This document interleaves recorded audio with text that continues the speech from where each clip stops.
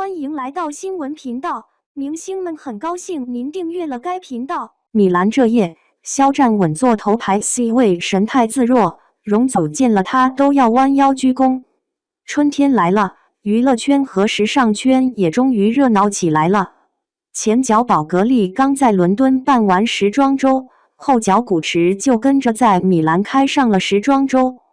在这场时尚盛典上，中国明星容祖儿、文淇以及很多日韩明星都来到了现场，把时装周变成了让人高不可攀的秀场。没曾想，顶流肖战一出场，这些人的光芒马上就被掩盖了。他不仅连续3年坐在头牌 C 位，更是被 CEO 亲自迎接，给内娱上了流量这堂课。肖战一出手，就知有没有。2月25日晚，Gucci 米兰时装周正式拉开帷幕，品牌邀请了很多明星伙伴前来助力。首先说容祖儿，作为品牌挚友，容祖也被邀请到了活动现场。她身穿品牌新款褐色毛绒外套，还搭配了灰咖色的裤子，身上还有不少红色点缀，看上去冬日气息满满。不过更绝的还是她的状态。今年已经44岁的她，脸上的状态还是非常紧致，就连小细纹都看不到，可以说跟20多岁的女孩子没什么区别。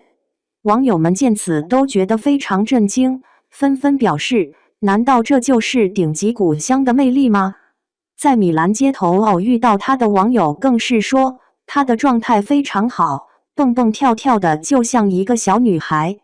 不过有一个亮点，那就是她的私服好像比大牌的搭配要好看不少。果然，大牌的审美还是有点超前，就算放在明星身上，有时候也会失误。和容祖一起来到米兰的，还有演员文淇。文淇的造型就像她的名字一样，给人带来了冰淇淋一般的清爽。她穿了一套品牌的粉色连体短裤，搭配了黑色的长靴，既有少女的甜美，又不失酷女孩的洒脱。不得不说，她的造型团队真是稳定发挥。不仅如此，文淇妹妹对镜头也毫不畏惧，各种对脸拍都能轻松拿捏，一个微笑就能迷倒镜头前的粉丝们。果然年轻就是资本啊，脸上的皮肉都无敌紧致，就连一点死角都找不到。前段时间，他还在柏林和刘浩存一起出席电影节，当时他的团队给他的造型就像是一只意气风发的小豹子，充满了自由和野性。和一旁清纯灵动的刘浩存同框之后，那视觉冲击就好像让人看到了非洲草原上的猎豹和小鹿，在视觉上非常享受。不知道文淇作为品牌代言人，参加完这次时装周的活动之后，会不会和品牌展开更深层次的合作呢？除了文淇这位年轻的代言人，肖战这位全线代言人也来到了现场，他的到来可是让全场瞬间沸腾。今年刚凭借一部《射雕英雄传》侠之大者成功转型的肖战，在这次的时装周上也是华丽大变身。他在时装周上的造型不再走温柔小生的路线，而是逐渐开始往熟男的方向靠拢。这次他穿了全套的品牌红色套装，还给自己做了背头墨镜的造型，非常有潮人风范。不仅如此，他的内搭还做了深 V， 露出他锁骨线条的同时，又能小秀一把他的胸肌，惹得现场的粉丝都尖叫连连。而他在现场的待遇更是顶级，在时装周的内场，肖战稳稳坐在中间的位置上，两边坐满了各种大咖，有品牌的 CEO， 还有著名设计师安娜，这些在欧美都享誉盛名的大咖全都围着肖战，这待遇真是没谁了。可能大家还是不太了解肖战这个座位的含金量，但是看有着时尚女魔头之称的设计师安娜平时对待亚洲明星的态度，大家就都明白了。在曾经香奈儿的一场大秀上，有着人间香奈儿之称的韩国著名女团成员金智妮，想跟安娜合影都屡次被忽视。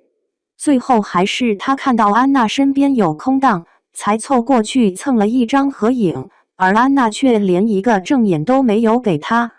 但是到了肖战这里，这个安娜不仅要围着他坐，还总是时不时的歪头看他。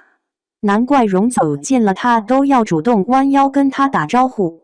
尽管有如此待遇，肖战在时装周的现场还是难掩搞笑男本质。看秀的时候，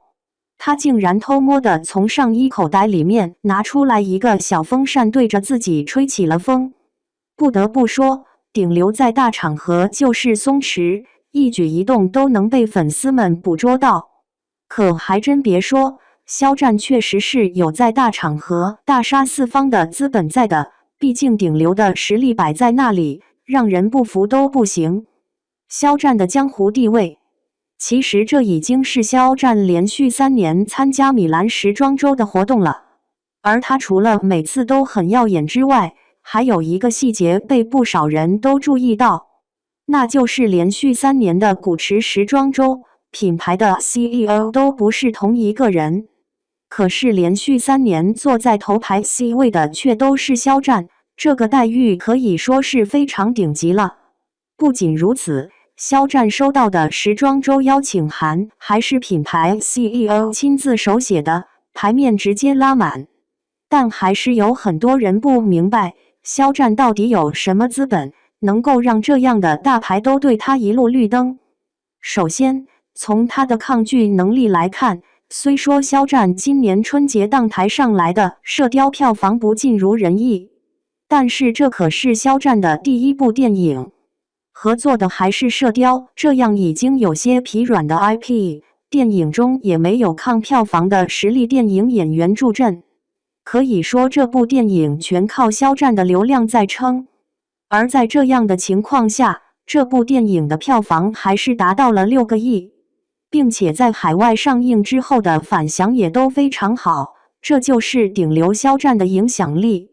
因此，光是肖战自带的流量就足够带来上亿的经济效应，难怪他的金主们会一直将他捧在手心上呢。现在的肖战才年仅33岁，就已经在国外的时装周稳坐 C 位，足以见得他的实力和影响力。在影响力方面，肖战的地位已经无需验证，他现在需要的是用更多的作品来证明自己的实力。希望肖战以后能够越来越好，继续给观众带来更多更精彩的作品，让流量成为他的垫脚石，而不是绊脚石。